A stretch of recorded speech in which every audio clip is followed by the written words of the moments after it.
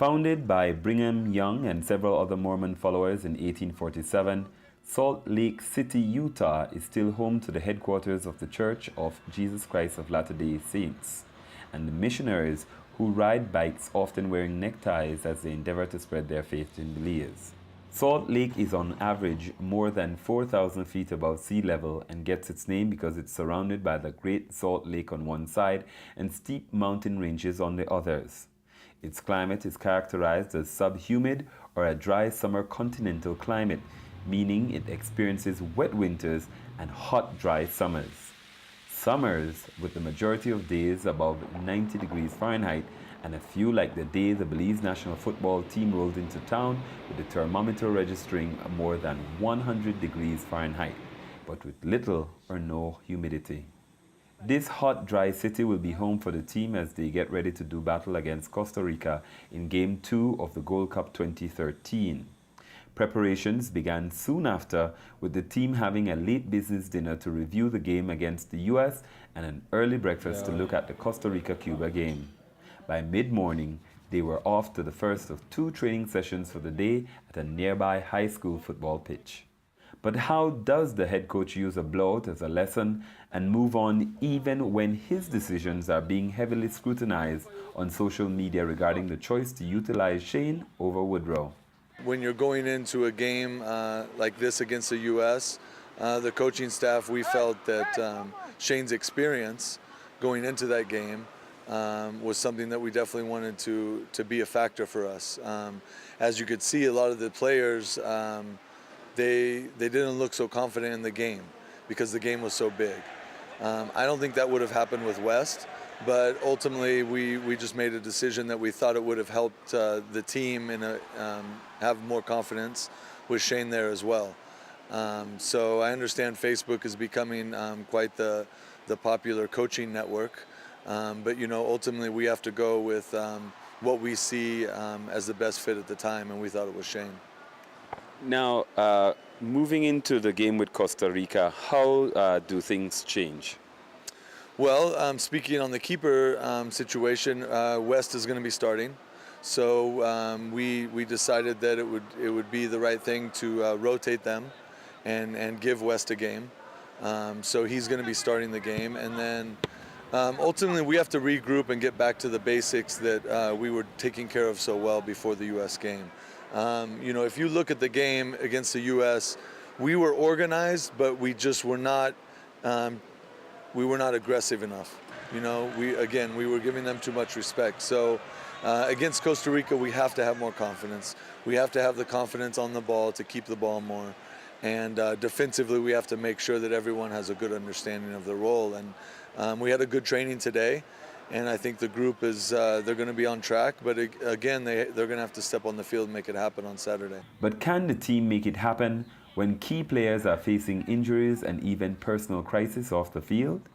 Right now, I'm feeling good. I did the tests earlier. When my heart rate went up, I felt a little pain in the chest. But doctor said it wasn't from my heart. It's just my breathing temperature. My temp went up, and when I calmed my breathing down, the pain went away. So Feel good going into the game? I hope I get to play, man. We're going to take a test at the hospital, get an X-ray and everything, and see what's really wrong with me. Hopefully it's nothing serious, and I'll be able to play. Well, I'm not feeling very confident right now. I tried to run this morning, and I was feeling a little shock in my left leg, you know, which really bothers me because, you know, going into this game Saturday, I need to be out there training with the guys and interacting and learning the tactics. But today was a bad day for me, and I had to sit out. And I think that after this, they're going to take me to do some X-rays on both of my legs so that, you know, we really know what's really wrong.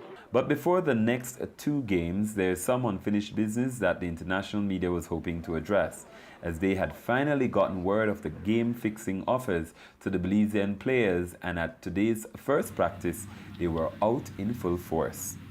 But a gag order has been issued with support from CONCACAF officials, and the players handled the media well, especially Ian Guinier, who scored Belize's sole goal so far. CONCACAF has everything.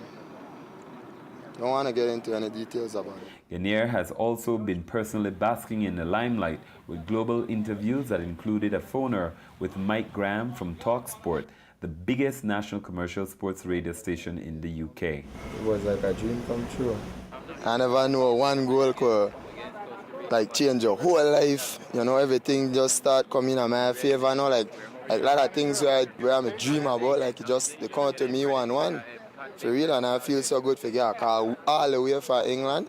I sure millions of people listen to that, and I feel like one out of everybody, somebody will call me, and it's some good news. But back to the immediate challenges. Coach Mork says things are still up in the air, but he's optimistic. We can only hope and stress to the players still that they need to maintain their concentration for the entire match. And they really need to have confidence in themselves and in each other. And looking at the films, it really helps because they can see what we're talking about. And hopefully they can transmit that onto the field for Saturday. So I think it's very beneficial. We've broken down the Costa Rica-Cuba match in great detail. And we're just getting started on that analysis with the team. So the next few days we're going to be going over it more, and then tonight we'll actually take it onto the field and show them on the field as well. So, you know, ideally that's going to work for us, and we need to get 3 points against Costa Rica, so that's where we're at right now. With all the challenges, success will only come if the team can rise above and improve their focus, confidence and performance in the days ahead as they prepare for Costa Rica. William Neal from Salt Lake City, Utah, for Channel 5's coverage of Gold Cup 2013, made possible through Delta Airlines. Keep on climbing with Delta and Team Belize.